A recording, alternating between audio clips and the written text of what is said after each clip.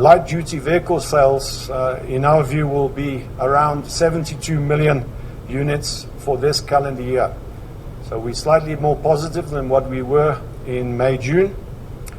But this is down from what light-duty vehicle sales may have been pre-COVID, which is 90 million units. We see sales of 82 million units in calendar year 21, reflecting a gradual economic recovery across the world. Again, slightly better than our opinion or view in May and June. Given this outlook, and bearing in mind that automotive demand is the most important sector of demand for these metals, it is our considered opinion that firstly, the market for palladium has moved closer to balance. That of rhodium remains in significant deficit, and whilst platinum is in surplus, it is viewed as an investment case offering good relative value. Palladium remains the metal of choice for gasoline engines, in our view, for the foreseeable future, although some traction for around 15% platinum substitution in the medium term is becoming more likely. Rhodium will continue as the only viable solution for the control of nitrous oxides. And at Northam, we have a particularly strong view of demand for rhodium. And our UG2 growth profile reflects this belief. And in fact, that's why the UG2 adorns the cover of the book this morning. This is a picture of the UG2 ore body at Zonderende. It's a particularly good example of what UG2 represents. A cleaner, greener world needs PGMs. We need platinum group metals. And rhodium in particular has the strongest fundamentals and may turn out to be the metal of the decade. Again, this is where it comes from.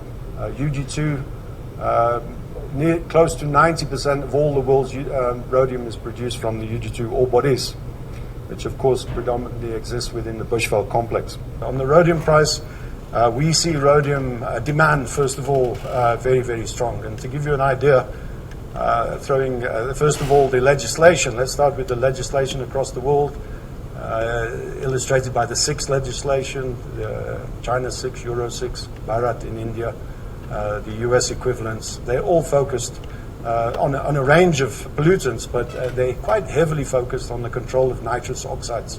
And that's a health issue, and it's also quite a heavy greenhouse gas. But predominantly the health issue, smog in cities, is created by nitrous oxides as partly quite a big constituent of smog. And the world's governments are really being quite pressing now in terms of both enforcing and enacting tighter legislation that is focused on NOx.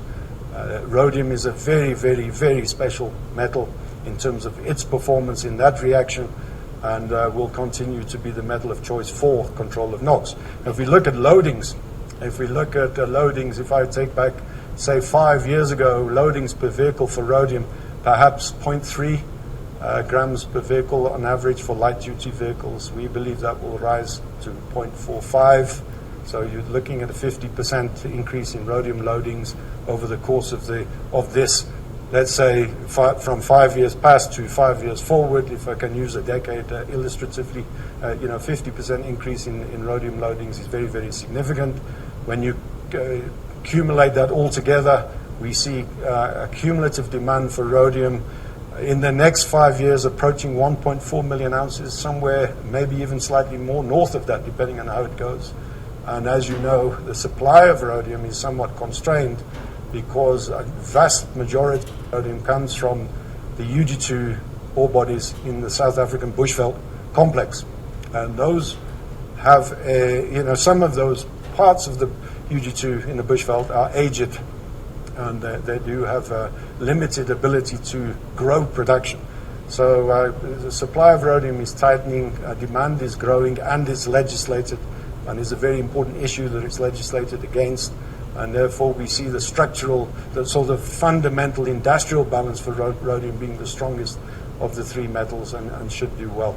The industrial substitution ratio between palladium and rhodium is somewhere between 4 and 5 to 1, and you can see that the price differential is somewhere between 5 and 6, in fact, at this moment, rhodium against palladium. So we think, again, if you'd have asked me 6 months ago, we would have said palladium would lead the way, rhodium second, platinum will be the laggard. We've changed that view. In the light of what's happened, we believe rhodium will lead the way. Palladium will still be the metal of choice and still be strong, but not a runaway as it was doing.